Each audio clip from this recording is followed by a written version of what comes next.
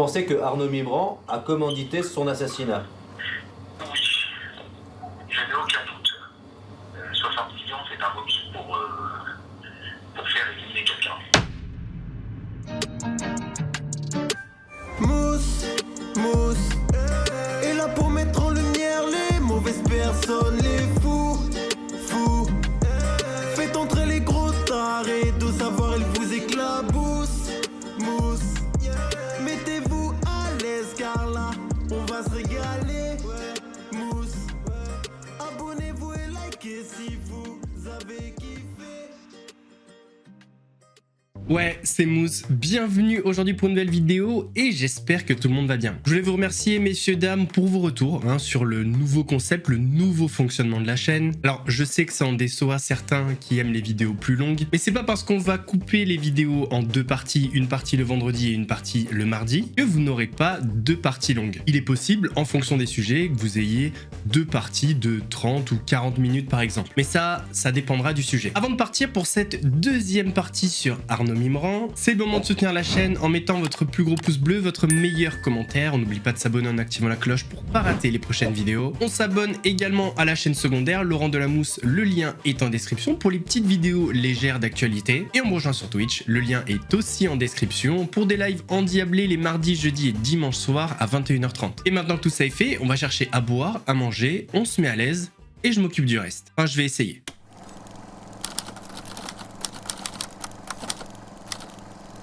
Avant de reparler d'Arnaud Mibran, j'aimerais faire une parenthèse sur Grégory Zaouï. Vous avez été quelques-uns à attraper ma veste en me disant « Ouais, j'arrête la vidéo, tu dis n'importe quoi, c'est Grégory Zaouï, le cerveau de l'affaire, c'est pas Sami Souied, etc. » Alors déjà, j'ai envie de vous dire, on peut en discuter, pas besoin d'être aussi agressif. Et deuxièmement, intéressez-vous réellement à l'affaire. Parce que vous allez vous rendre compte que vous n'êtes pas dans le faux, mais vous n'êtes pas dans le vrai non plus. On va commencer par un petit extrait de Marco le Mytho. Et la vérité, c'est que Greg Zaouï, dans l'affaire du carbone, le roi de l'arnaque, on n'était que 3. D'accord ? 3. On n'était que 3. J'ai pas envie d'en parler, on n'était que 3. Et Greg Zaouï n'a jamais été dans mon arnaque. D'accord. Le jour où il a dit qu'il veut faire le film, il m'a dit moi je suis le cerveau. J'ai vu, comme je t'ai dit. C'est lui qui a voulu être dans le documentaire. Oui, j'ai vite réfléchi. Et il m'a dit je veux le cerveau. Après j'ai réfléchi, j'ai dit putain elle est belle. Lui il veut être le cerveau. S'il y a des flics, je vais dire oh c'est pas moi, c'est le cerveau. Donc voilà. Là aujourd'hui il faut dire la vérité. Parce que tu étais encore en procès à ce moment-là. Là il faut dire la vérité. C'est pas moi qui le dis, c'est le documentaire. Je sais pas, je suis seul dans le film. C'est un mec qui pose des questions, c'est un figurant. Il a rien à voir dans le roi de l'arnaque. Et être un cerveau. Mais il a fait aussi cette arnaque. Il l'a fait, mais différemment. Tu sais, il y a le montant. Il y a le montant de l'arnaque, et puis il y a l'arnaque. Un mec, un gamin de 8 ans, il peut voler la TVA. Quel cerveau? Mais de quoi tu me parles? Il y a un cerveau pour voler la TVA? Non, une boulangerie. Elle déclare pas ses espèces, elle a volé la TVA. Désolé. Ouais. Quel cerveau on peut être pour voler? Mais non, on peut être un cerveau quand on monte des structures, quand on fait tout derrière, bien, nickel, et sans se faire attraper. Ça, on est des cerveaux. Mais le mot cerveau, pour moi, n'existe pas, c'est pour Robocop. Tu sais, Greg Zaouï, il est grave content parce que là, tu viens de dire que c'est pas lui le cerveau, donc il est tranquille. Non, je pense qu'il garde cette image et puis en plus, je veux même plus en entendre parler, franchement. Alors je sais, vous êtes comme moi, quand Marco Mouli parle, on a du mal à le croire. Mais là, pour le coup, il dit des choses vraies. Pour certains, Grégory Zaouï est l'inventeur, le cerveau de l'arnaque à la taxe carbone, parce que ce serait le premier à y avoir pensé. Alors, il a effectivement cette étiquette d'inventeur, mais ça n'a rien à voir avec l'affaire précise des rois de l'arnaque, celle de Mouli, Souied et Mibran. Alors pour bien comprendre tout ça, on va revenir à l'origine de cette arnaque à la taxe carbone. Alors Zaouï et Mouli se connaissent. Ils ont travaillé ensemble dans une arnaque à la TVA déjà à l'époque, en 1998. L'affaire s'appelait Vendôme Trading. Et d'ailleurs, cette affaire qui a conduit Marco Mouli là récemment en prison. Donc à cette époque, ils achetaient des téléphones en Angleterre et ils les revendaient au Danemark. Donc voilà, Zaouï, Mouli étaient déjà dans les arnaques à la TVA. Mais comprenez bien une chose, c'est que c'était pas les deux seuls en Europe à être spécialisés dans l'arnaque à la TVA. Je peux pas vous dire un chiffre précis, mais il y en avait des centaines comme ça. Et dans ces personnes qui ont déjà trempé dans les arnaques à la TVA, on a Sami Souied. C'est donc à partir de 2005 que les échanges de quotas se sont développés et la financiarisation monétarisation qui va avec. Et tout ça grâce à quoi? Grâce à la création d'une bourse de carbone appelée le Powernext. Et là, le concept, il est très simple. Ils utilisent le système du carrousel. J'achète à un État membre du quota carbone hors taxe, on va dire par exemple 1000 €. Je le revends en France avec la TVA 19,6, 1196 €. Je ne reverse pas la TVA, donc les 196 € à l'État français, et je les garde pour moi. Donc voilà, cette fraude à la TVA a commencé en même temps que la création du Powernext. Et le Powernext, ça a commencé fin juin 2005. Donc sachant que Grégory Zaouï a créé son entreprise fin 2007, comment voulez-vous que ce soit l'inventeur et le cerveau de cette arnaque à la TVA alors que ça se fait depuis 2005? Là où l'arnaque à la TVA sur les quotas carbone a pris un véritable tournant, c'est à partir de 2007 avec la création du Bluenext. Le Bluenext, c'est quoi? C'est une bourse d'échange qui est située à Paris et ça va permettre à des entreprises à qui on a attribué un quota annuel de vendre et d'acheter les quotas d'autres entreprises. Alors pourquoi c'est un tournant? Parce que contrairement au Powernext, ce marché il est ouvert à toutes les entreprises, qu'elles soient pollueuses ou non pollueuses. Et ça fait toute la différence. Parce que le Powernext, il était réservé à des entreprises pollueuses. Donc même si l'arnaque existait déjà, ça limitait quand même le nombre d'acteurs. Mais maintenant que le marché est ouvert à toutes les entreprises, c'est open bar. Donc là, faut s'imaginer qu'il y a des centaines d'entreprises de négoces de quotas carbone qui vont ouvrir, qui vont acheter à l'étranger les quotas carbone hors taxe, les revendre en France avec la TVA, et évidemment ne pas reverser la TVA à l'État français. Et les sommes engrangées par les fraudeurs sont complètement folles. Certains d'entre eux gagnaient jusqu'à 500 000 € par jour. Et pourquoi de telles sommes? En fait, c'est très simple.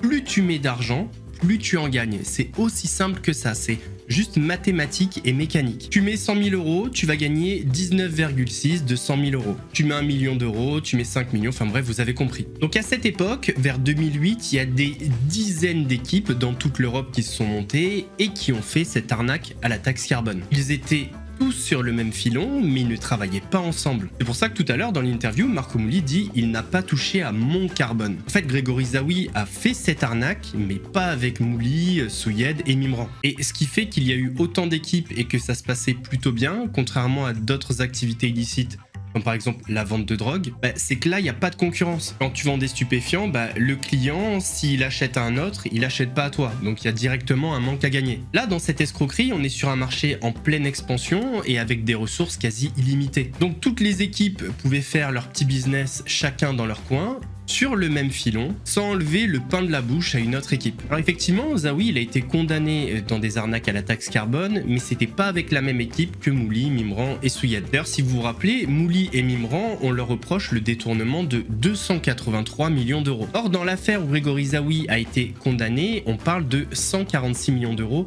C'est pas la même affaire. Alors dans cette affaire, lui aussi, il est avec un trio, mais c'est pas Mouli, Souyed et Mimran, c'est Cyril Astruc et Kevin El Ghazouani. Et dans cette affaire, les trois se rejettent la responsabilité de cette arnaque. En fait, Crépuscule, c'est une des trois sociétés que Grégory Zaouï a réussi à faire agréer comme courtier sur la place Bluenext. Et c'est grâce à ces sociétés qu'il va acheter et vendre des quotas carbone. Mais Grégory Zaouï sera condamné à 6 ans de prison et 300 000 € d'amende, car il va être considéré comme l'ingénieur de cette arnaque. Grosso modo, pour la justice, c'est pas lui qui a inventé cette arnaque, parce que ça se faisait déjà.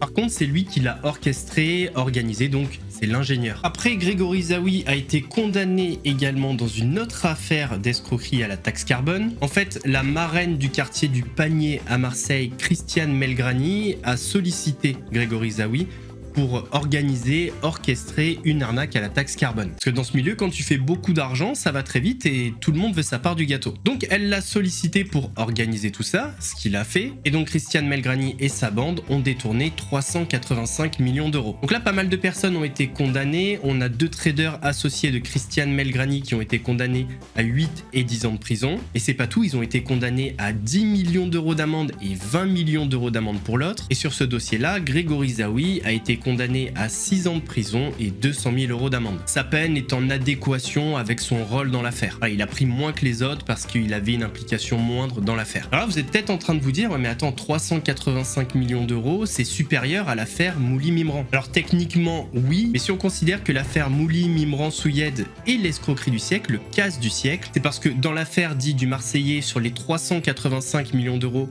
Il reste 200 millions à retrouver. En fait, la justice a réussi à récupérer pas mal d'argent, alors que dans l'affaire Mouli-Mimran, la quasi-totalité de l'argent a disparu. Donc c'est pour ça qu'on la considère comme l'arnaque du siècle. Oh bon, ça c'est un détail, peu importe. Voilà un petit peu pour l'histoire du cerveau de l'affaire ou pas. Enfin, vous avez compris qu'en fait cette arnaque, elle existe depuis longtemps et que oui, Grégory Zaoui a joué un rôle prépondérant dans diverses affaires de l'arnaque à la taxe carbone, avec des très gros montants, mais c'est pas le cerveau de l'arnaque à la taxe carbone. Par contre, c'est l'ingénieur de l'affaire Crépuscule et l'affaire dit Marseillais. Donc si vous voulez, on peut dire que c'est le cerveau de l'affaire Crépuscule et de l'affaire dit Marseillais. Mais en fait, un cerveau, il y en avait dans chaque bande. Et dans la bande Mouli-Mimran-Souyed, le cerveau, c'était Souyed. Mais bon, en réalité, le terme cerveau est vraiment fort. Je pense que le terme le plus adapté, c'est celui que la justice a donné à Zaoui, c'est ingénieur. Zaoui était l'ingénieur de certaines affaires et Souyed était l'ingénieur de l'affaire avec Mouli-Mimran, enfin celle de l'arnaque ou le casse du siècle. Donc j'ai vu qu'en commentaire ça en a blessé certains, je sais pas si c'est quelqu'un de votre famille, Grégory Zaoui ou pas, mais voilà, c'est juste du factuel. Moi juste quand je vous ai dit Grégory Zaoui n'est pas le cerveau de cette affaire, je parle de cette affaire précisément, l'affaire Mouli-Mimran. Il n'était pas dans leur bande, il n'a pas participé précisément à leur arnaque, donc il ne peut pas être le cerveau de cette affaire, c'est aussi simple que ça. D'ailleurs, toutes les infos que je vous ai données, vous pouvez les retrouver sur internet. Enfin bref, passons à du plus lourd, à du plus sombre aussi. Parlons d'Arnaud Mimran. Alors vous l'avez compris, à cette époque, pour Marco Mouli, Samy Souyed et Arnaud Mimran, c'est la belle vie. C'est la vie de rêve. L'argent coule à flot, ils se font des millions tous les mois et grâce à ça, ils vont pouvoir faire ce qu'ils font de mieux, flamber. Yacht, jet privé, voyage à Las Vegas pour aller jouer dans les plus grands casinos, montres et voitures de luxe, immobilier, tout y passe. À cette époque, Arnaud Mimran déclare 50 000 € de revenus annuels. Pourtant, il roule en Rolls-Royce Phantom, il vole en jet privé, en Falcon. Il partage avec Adrien Labi la propriété d'un yacht luxueux de 48 mètres, le Perla Blue. Il fait l'acquisition en 2011 d'un luxueux duplex de 400 mètres carrés avec piscine intérieure, salle de sport et vue sur le parc Monceau. Mais il claque surtout son argent dans les palaces, dans la fête et dans son train de vie complètement démesuré. À l'époque, on a estimé son train de vie à 500 000 € par mois. Je sais pas si vous avez déjà vu le film Coco, mais un moment, Coco, donc joué par Gad Elmaleh, vient se prendre la tête dans un casino avec son ennemi juré. L'objet de cette dispute, c'est parce que tous les deux vont faire la bar mitzvah de leur fils le même jour. Et donc là, c'est l'escalade, on est sur un véritable concours de qui a la plus grosse. Les Gypsy Kings vont chanter, du coup l'autre surenchérit en disant que Madonna lui pourrit sa messagerie. Tu sais qui va chanter à la bar mitzvah de Brandon? Tu sais qui? Qui? Les Gypsy Kings. Espèce d'imbécile, va. De quoi tu parles? Madonna, elle m'a pourri ma messagerie tellement elle veut chanter à la BM de Sam. Tu sais qui va faire la réalisation du film? Steven Spielberg. Tu sais qui va réaliser le film de la BM de Sam? Tu sais qui? Qui? Dis-moi qui? Steven Spielberg. Allez. Steven Spielberg. Ouais. Il va rien comprendre. Pourquoi? C'est l'Ashkenaz. Mais il faut savoir que Gad Elmaleh s'est inspiré de la vie d'Arnaud Mimran. Déjà parce que Gad Elmaleh et Arnaud Mimran sont amis, et surtout parce que Arnaud Mimran a organisé la bar mitzvah de son fils, et que celle-ci est digne du film Coco. Déjà, au lieu d'envoyer un carton d'invitation, Arnaud Mimran a décidé d'envoyer un iPad aux 600 invités. Je trouvais ça original, au lieu d'envoyer un carton d'invitation, d'envoyer un iPad. Voilà, bon après, ça peut être mal interprété, ça peut choquer, mais... Ouais, le nombre d'invités, donc... Mais c'était, voilà, ça me faisait plaisir, puis c'était histoire de faire quelque chose d'original. Puis parlons du casting de la bar mitzvah. Dans le film Coco, on parle de Madonna, des Gypsy Kings, mais dans la vraie vie, à la bar mitzvah, il y avait qui? Patrick Bruel, Puff Daddy, la mannequin Bar Raffaelli et le chanteur Pharrell Williams. En fait, la réalité a dépassé la fiction. Budget de la bar mitzvah?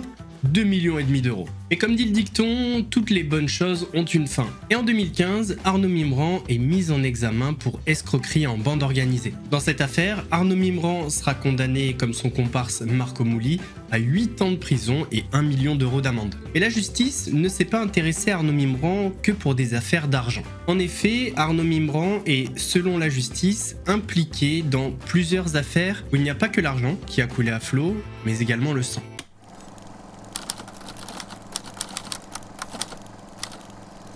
Comme on en a parlé la dernière fois, la répartition des gains dans cette arnaque à la taxe carbone entre Mouli, Souyed et Mimran a été faite en fonction de l'importance des rôles de chacun. Au final, on estime que Sami Souyed a gagné entre 120 et 200 millions d'euros, Marco Mouli entre 60 et 70 et Arnaud Mimran environ 20 millions d'euros. Alors même si ça représente beaucoup d'argent, il y a une personne qui se sent lésée dans l'histoire, c'est Arnaud Mimran. Et les tensions vont augmenter au fur et à mesure que la fortune d'Arnaud Mimran va diminuer. Parce que oui, quand on a un train de vie de 500 000 euros par mois, eh bien ça diminue assez rapidement. Sami Souyed, lui, a d'autres problématiques. Lui, ce qu'il a besoin, c'est de blanchir tout l'argent en cash qu'il a. Et c'est là que le Golden Boy a une idée. Il va jouer de sa réputation de crack des marchés financiers pour faire miroiter à Sami Souyed des placements très juteux. Lors d'un mariage, la femme de Sami Souyed a un véritable coup de foudre pour la bague de la compagne d'Arnaud Mimran. Mimran, grand prince, a proposé de lui offrir la même bague. Alors vous verrez, c'est un détail mais qui a son importance. Sami Souyed décide de faire confiance à Arnaud Mimran et lui confie 60 millions d'euros. Sauf que très rapidement, Souyed est inquiet. Le placement juteux que lui a vendu le Golden Boy ne rapporte absolument rien. En septembre 2010, Sami Souyed dit à Arnaud Mimran qu'il va venir à Paris pour récupérer son argent. Le jour de sa mort, Sami Souyed débarque d'Israël à Roissy. Il a rendez-vous avec Arnaud Mimran et doit repartir le soir même. Il vient en France tout simplement parce qu'il voulait récupérer de l'argent qu'il avait confié à Arnaud Mimran, de grosses sommes d'argent. Ce serait 50-60 millions d'euros. Le 14 septembre 2010, Sami Souyed atterrit donc à Paris. Il se voit dans l'après-midi au domicile de la compagne d'Arnaud Mimran, Claudia Galanti, et Arnaud Mimran confie une mallette à Sami Souyed avec à l'intérieur 150 000 euros. Ils vont ensuite à l'appartement d'Arnaud Mimran et celui-ci lui reconfie une mallette avec 230 000 euros. En tout, Sami Souyed repart content avec ses 350 000 euros. Cet argent, c'est censé être une petite partie des intérêts de ce placement. Il quitte l'appartement d'Arnaud Mimran à 19h45 et un quart d'heure plus tard, il sera abattu. Le 14 septembre 2010, à 20h, Porte Maillot à Paris. Un homme est abattu par le passager d'un scooter équipé d'une plaque d'immatriculation volée. La victime s'appelle Sami Souyed, 45 ans. Son corps gît entre deux voitures, atteint par 6 balles de calibre 7,65. Au moment des faits, il était accompagné de 3 amis, dont Arnaud Mimran. Pendant quelques mois, la police patauge un peu dans la semoule, mais ils vont recevoir 2 renseignements anonymes qui vont faire avancer l'enquête. 5 jours avant l'assassinat, Arnaud Mimran aurait rencontré 3 frères bien connus à Paris, les frères Kider. Ils sont 3 frères et ils ont le casier judiciaire bien rempli. Ils se revoient 2 jours avant le meurtre de Sami Souyed et les tireurs qui ont abattu Sami Souyed ont utilisé un scooter. Le scooter a été volé le jour de l'assassinat et tenez-vous bien, il a été volé dans le quartier, enfin tout proche du domicile de la maman des frères Kider. Au moment du vol, les téléphones des frères Kider ont borné à proximité de l'aéroport, donc à proximité de l'endroit où le scooter a été volé. Toujours selon les relevés téléphoniques, le jour du meurtre, un des frères Kider a envoyé 2 messages à Arnaud Mimran. Un autre l'a contacté le soir vers 20h57, soit un peu plus d'1 heure après l'assassinat de Sami Souyed, alors que le troisième rallume son téléphone après l'avoir éteint pendant 2 heures. Les enquêteurs commencent à se dire que ça fait beaucoup pour une coïncidence. Mais en 2019, des témoins anonymes le désignent comme le commanditaire. Ils désignent aussi Farid Kider et son frère Judy comme étant les recruteurs des tueurs sur le scooter. Arnaud Mimran et Judy Kider sont mis en examen pour meurtre en bande organisée. Farid Kider, lui, n'a pas été poursuivi. Mais ce qui va vraiment leur mettre la puce à l'oreille, c'est la bague. Parce que oui, souvenez-vous, la femme de Sami Souyed a flashé sur la bague de la compagne d'Arnaud Mimran. Arnaud Mimran avait promis de lui donner la même. Et il avait tenu sa parole. Sauf que la bague n'était pas à la bonne taille. C'est pourquoi Sami Souyed lui avait rendu la bague en lui disant « Est-ce que tu peux la rétrécir un petit peu ?» Alors que Sami Souyed quitte le domicile d'Arnaud Mimran avec sa valise remplie de 350 000 euros, Arnaud Mimran le rappelle en lui disant « Ah, au fait, j'ai oublié de te donner la bague, c'est bon, je l'ai mise à la bonne taille. » Donc il demande à Souyed où il est en lui disant « J'arrive pour te rendre la bague. » Après ce rendez-vous, Sami Souyed repart vers l'aéroport. Quand soudain, Porte Maillot, il reçoit un appel d'Arnaud Mimran. Il lui dit « Je viens te rendre la bague que ta femme m'avait confié. Où es-tu? Il lui dit, je suis porte-maillot. Et à partir de ce moment-là, Arnaud Mimran arrive en scooter. Au moment où Arnaud Mimran arrive porte-maillot et tend la bague à Sami Souyed, un commando en scooter arrive et tire 6 balles sur Sami Souyed. Il lui tend la bague et les assassins tirent. Sauf que 6 ans plus tard, il y a un juge d'instruction qui se dit, non mais attends, l'objet de leur rencontre, c'est le fait que Arnaud Mimran doit rendre une bague à Sami Souyed parce que celle-ci, maintenant, est à la bonne taille. Donc il décide de faire expertiser la bague en se disant on va forcément voir qu'elle a été rétrécie. Logique. Sauf que après expertise, la bague n'a pas été touchée. Elle n'a pas du tout été rétrécie. C'est là que les enquêteurs se disent en fait, vu que Sami Souyed a été tué au moment où Arnaud Mimran tend la bague, bien en réalité c'était un code et le fait de tendre la bague, c'était un moyen de désigner la cible à abattre. Comment est-ce que vous interprétez cette scène ? On se dit que c'est un signal, la bague. La bague à tête de mort a été retrouvée sur place. Entendu par les enquêteurs, Arnaud Mimran nie tout lien avec le meurtre. Selon Eric Souyed, très impliqué dans l'enquête, les deux associés se seraient brouillés et Arnaud Mimran aurait fait éliminer son frère. Arnaud Mimran a beau nier tout lien avec le meurtre, il reste encore mis en examen aujourd'hui dans cette affaire. Et d'ailleurs, c'est pas la seule affaire de meurtre où Arnaud Mimran est mis en examen. «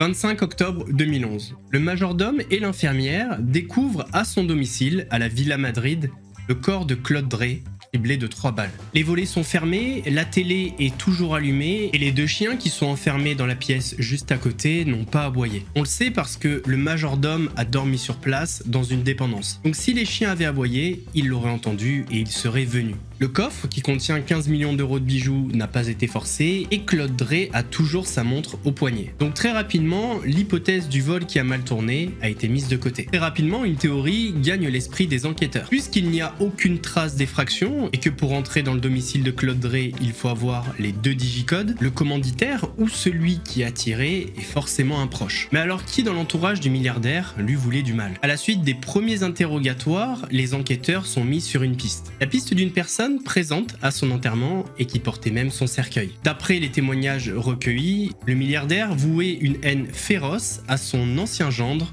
Arnaud Mimran. Tout commence sur fond d'infidélité. À la base, Claude Drey et Arnaud Mimran, c'est extrêmement fusionnel. Arnaud Mimran, c'est le fils qu'il n'a jamais eu. Parce que oui, Claude Drey n'a eu que des filles. Sauf que son gendre idéal a commencé à faire quelques infidélités à sa fille chérie. Là, les relations ont commencé à se détériorer. Mais le point de rupture, c'est en 2008. Anna appelle son papa pour lui confier que Arnaud la battrait. Claude Drey, Claudio, c'est un bonhomme, on touche pas à sa fille chérie. Donc il se rend au domicile d'Arnaud et lui dit « Comment ça tu touches ma fille ?» Bim, il lui en colle une. De là, une petite bagarre éclate, et à partir de ce moment-là, entre les 2 hommes, c'est fini, c'est la guerre. Arnaud Mimran dirait même à qui veut l'entendre qu'il pisserait sur la tombe de Claude Drey s'il crevait. Pendant l'année 2010, Arnaud Mimran a multiplié les provocations à l'encontre de la famille Drey, allant jusqu'à louer un appartement à Miami juste à côté de la famille Drey pour les provoquer au bras de sa nouvelle compagne Claudia Galanti. Et c'est vraiment en avril 2010 qu'on arrive au point culminant de la haine entre les 2 hommes. Claude Drey, lui, exige que Arnaud Mimran lui doit 100 millions d'euros, car toutes les affaires qu'il a fait, c'est grâce à lui et à son réseau. Donc pour compenser cette somme, il dit à Arnaud Mimran, par le biais de son avocat, que sa fille gardera la jouissance de cet appartement pour effacer sa dette. Le Golden Boy va voir son ex-femme en lui disant que l'appartement est à lui et qu'il ne doit rien à son père. S'en serait suivi une nouvelle bagarre entre les 2 hommes, mais ce qui est important, c'est qu'à la fin de cette bagarre, Arnaud Mimran aurait dit à son ex-beau-père Claude Drey, « Toi, je vais te tuer ». Alors si en apparence, ça s'est un petit peu calmé entre les deux, en coulisses, les manigances vont bon train. Claude Drey démarche la brigade fiscale de la police judiciaire, puis la douane, et vient dénoncer toutes les activités illicites de son ex-gendre. Il balance tout, les activités louches, les comptes bancaires à l'étranger, le fait qu'il n'a rien de déclaré en France, les voitures immatriculées à l'étranger, la participation de son gendre à la taxe carbone. Il va même embaucher un cabinet de détectives privés pour fouiller dans les moindres détails la vie de son gendre, voire tout balancer à la justice. Au fil de l'enquête, les hommes chargés du dossier sont interpellés par un détail. Mais le 13 avril dernier, près de 10 ans après le meurtre, rebondissement. Anna Drey explique que quelques semaines avant l'assassinat de son papa, Arnaud Mimran tenter de la récupérer. Et elle se rappelle d'un détail qui l'a marqué. Durant cette période de reconquête, Arnaud Mimran serait venu plusieurs fois devant la Villa Madrid pour lui offrir des cadeaux. Elle ne descendait pas, donc c'est souvent leurs enfants qui descendaient pour récupérer les présents. Sauf que quand les enfants rentraient dans la villa, eh bien ils tapaient le code. Donc Anna Dre pense que c'est comme ça qu'Arnaud Mimran a eu les codes pour rentrer. Autre chose qui a troublé la justice, Arnaud Mimran a toujours nié avoir été près du domicile de Claude Dre à la Villa Madrid le 24 octobre 2011, jour de la mort de Claude Dre. Il avait déclaré ne plus avoir mis les pieds dans la villa depuis 2009, suite à sa séparation avec Anna.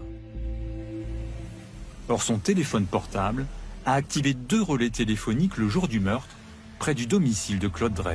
Sauf que, à 12h18, son téléphone a borné à proximité de la Villa Madrid. Il a pourtant avoué avoir accompagné son ex-compagne ce jour-là. La question que la justice se pose, c'est est-ce qu'il est rentré à l'intérieur de l'hôtel particulier des Dre? Arnaud Mimran répond qu'il n'a pas souvenir y être allé. Le soir, il a mangé au Fouquet's où il aurait oublié son téléphone portable, puis il serait allé manger dans un restaurant 500 mètres plus loin, puis il aurait passé la nuit avec Anna Dre. Par contre, un petit peu avant minuit, il serait allé à son bureau pour envoyer un ordre de virement de 300 000 €, un casino basé à Londres. Est-ce que ce serait un moment où il aurait pu commettre l'irréparable? La justice ne le pense pas vraiment. En tout cas, l'attitude du Golden Boy à l'enterrement du milliardaire Claude Dre a beaucoup fait parler. Si on a pu le voir portant le cercueil et être effondré, la suite des événements est venue contraster avec sa volonté de récupérer Anna Dre et les soupçons sont devenus encore plus forts autour d'Arnaud Mimran. Quelques jours après l'enterrement de Claude Dre, alors qu'il portait le cercueil et qu'il était effondré, Arnaud Mimran prétexte un voyage en Angleterre et abandonne Anna Dre. C'est la fin de leur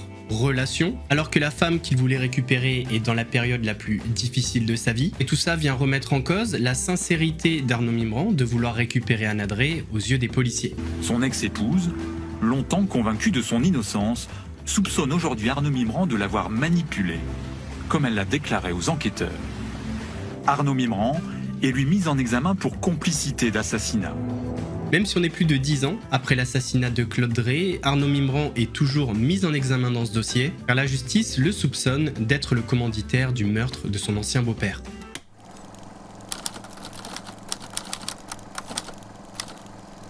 On est en 2014 et le train de vie démesuré d'Arnaud Mimran est en train de le rattraper. Les dettes commencent à s'accumuler auprès de plusieurs créanciers, si bien qu'il est obligé de laisser en gage un tableau de l'artiste contemporain Damien Hirst, évalué à 770 000 €. Alors je fais style, je connais Damien Hirst alors que pas du tout. Il doit également engager un diamant d'une valeur de 420 000 €, une montre Audemars Piguet d'une valeur de 70 000 € et une paire de boucles d'oreilles évaluées à 220 000 €. Et avant ça, il faut savoir qu'il avait laissé en gage à un de ses créanciers sa Rolls-Royce Phantom d'une valeur de 150 000 €. Et c'est pas fini, puisqu'à la fin de 2014, plusieurs comptes d'Arnaud Mimran sont bloqués. Ils sont bloqués par un casino, car Arnaud Mimran, qui vous le savez est un joueur invétéré notamment de poker, a une ardoise de plus de 5 millions d'euros. En janvier 2015, un trader suisse a été enlevé par 4 hommes cagoulés, puis conduit dans un appartement du nord de Paris. Les ravisseurs ont contraint le trader suisse à acheter quelques millions d'euros de titres d'une société de droit américaine. Une société appartenant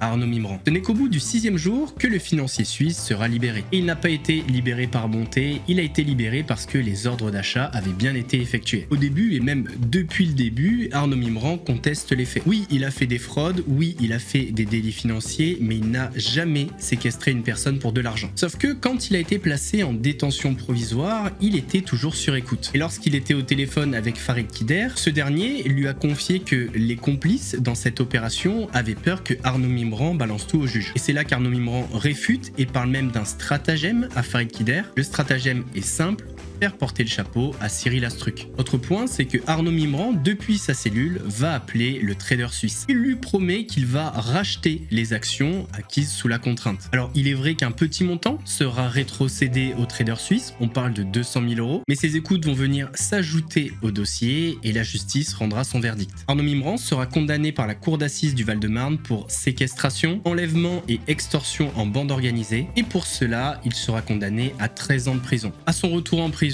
Arnaud Mimran fera une tentative de suicide. Il fera pourtant appel de cette décision, mais en décembre 2022, la peine sera confirmée.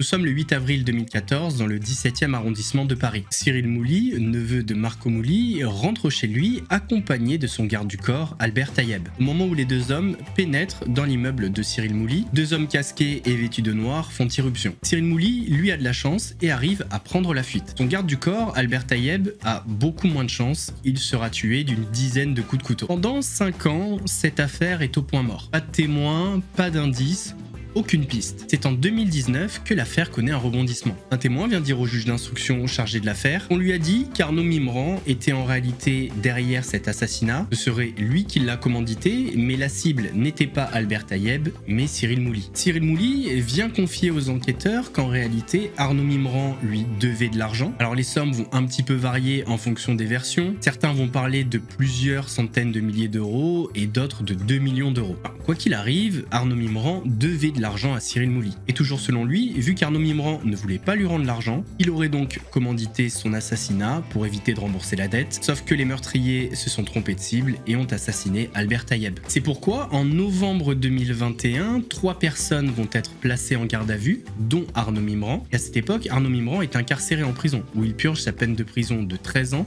pour l'enlèvement et la séquestration du financier suisse. 2 autres personnes sont également mises en garde à vue, dont Dominique Guèze. Dominique Guèze, on en a déjà parlé, enfin je vous en avais parlé dans la vidéo sur Marco Mouly. Et il faut savoir que Dominique Guèze, en 2016, il a été victime d'une tentative d'assassinat. Et Dominique Guèze a toujours dit que cette tentative d'assassinat a été commanditée par Marco Mouly. Je m'appelle Dominique Guèze, je suis la personne qui a subi la tentative d'assassinat.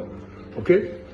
À mon avis, prématuré ou pas, ou organisé par, à mon avis, la bande de Marco, des Condé, des gens qui fréquentaient. Mais bon, voilà. Alors est-ce que Dominique Guèze dit vrai? Est-ce que sa tentative d'assassinat a été commandité par Marco Mouly? Peut-être parce qu'il en savait trop, parce qu'il a participé à la tentative d'assassinat de son neveu, Cyril Mouly, tentative d'assassinat qui a abouti au meurtre d'Albert Tayeb. En tout cas pour les enquêteurs, cette tentative d'assassinat sur Cyril Mouly qui a abouti au meurtre d'Albert Tayeb est lié à l'escroquerie à la taxe carbone. En tout cas, pour ce meurtre, Arnaud Mimran est toujours mis en examen. C'est donc le 3e dossier où Arnaud Mimran est mis en examen pour des assassinats, celui de Sami Souyed en 2010, celui de son ex-beau-père Claude Drey en 2011 et celui d'Albert Tayeb en 2014. Et il y a un point commun entre ces 3 dossiers, c'est la taxe carbone. Alors évidemment, si Arnaud Mimran est mis en examen dans ces 3 dossiers, il bénéficie de la présomption d'innocence, il est toujours incarcéré en prison dans l'affaire de la séquestration du financier suisse et il sera jugé dans l'avenir pour ces 3 affaires d'assassinat. Le feuilleton autour d'Arnaud Mimran n'est pas fini. En plus de ces assassinats, on pourrait parler des relations sulfureuses d'Arnaud Mimran. Il est un proche du premier ministre israélien Benjamin Netanyahou, proche au point de lui avoir offert plusieurs milliers d'euros en espèces, des montres, des bijoux, à lui ainsi qu'à sa femme, et lui aurait même donné $1 million. Cet argent aurait financé la campagne électorale de Benjamin Netanyahou en 2009. Et en contrepartie, Arnaud Mimran se vante d'avoir tout ce qu'il veut du Premier ministre israélien. Parce qu'à l'époque, quand il était incarcéré, sa cellule était sur écoute. Et donc, ce qu'il disait, c'est que quand vous lui donnez de l'argent, c'est fini, vous pouvez tout lui demander. Comme vous venez de le voir, Arnaud Mimran est sans conteste le personnage le plus sulfureux du trio Mouly, Souyed, Mimran. C'est un personnage qui, dans sa vie, a réussi à faire couler l'argent à flot. Mais peut-être que certaines choses sur son parcours l'ont conduit à faire couler plus que l'argent. Peut-être que pour Sami Souyed, la haine l'a poussé à commanditer son assassinat, lui qui a gagné moins d'argent que Marco Mouly et Sami Souyed. Peut-être que la haine l'a aussi poussé à commanditer l'assassinat de Claude Drey, son ex-beau-père. Son ex-beau-père avec qui il ne s'entendait plus du tout, avec qui il avait des problèmes d'argent, et surtout un ex-beau-père qui était en train de tout balancer à la justice. Peut-être que la cupidité l'a poussé à vouloir éliminer Cyril Mouly, une tentative d'assassinat qui a conduit au meurtre d'Albert Tayeb. Arnaud Mimran, on le rappelle, devait une somme d'argent à Cyril Mouly mais ne voulait pas le rembourser. Alors est-ce qu'il s'est dit que le meilleur moyen de ne pas le rembourser et de le tuer? Ça sera à la justice de décider. En tout cas, pour l'instant, même si on est dans l'attente de jugement pour ces 3 assassinats, il y a une chose qui est sûre, il est à l'origine d'un enlèvement, d'une séquestration, ce qui l'a conduit à être condamné à une peine de 13 ans de prison. Et à l'heure où l'on se parle, Arnaud Mimran est toujours en train de purger sa peine. Arnaud Mimran, c'est l'histoire d'un enfant né avec une cuillère en argent dans la bouche, l'histoire d'un homme addict au jeu, dont la cupidité est sans limite, et c'est cette quête immodérée du gain d'argent qui l'a conduit dans les tréfonds les plus sombres les affaires de sang. On arrive donc à la fin de cette vidéo, j'espère que celle-ci vous a plu. Si c'est le cas, votre plus gros pouce bleu, n'hésitez pas à me donner votre avis en commentaire. On n'oublie pas de s'abonner en activant la cloche pour pas rater les prochaines vidéos. Dès vendredi, on attaquera un nouveau sujet et le sujet sera Poupette Kenza. On est donc sur un sujet bien différent d'Arnaud Mimran. N'oublie pas également de s'abonner à la chaîne secondaire, le lien est en description, Laurent Delamousse. On me rejoint sur Twitch où je live les mardis, jeudis et dimanches soirs à 21h30. En attendant la prochaine vidéo vendredi prochain, prenez soin de vous. Mousse vous salue.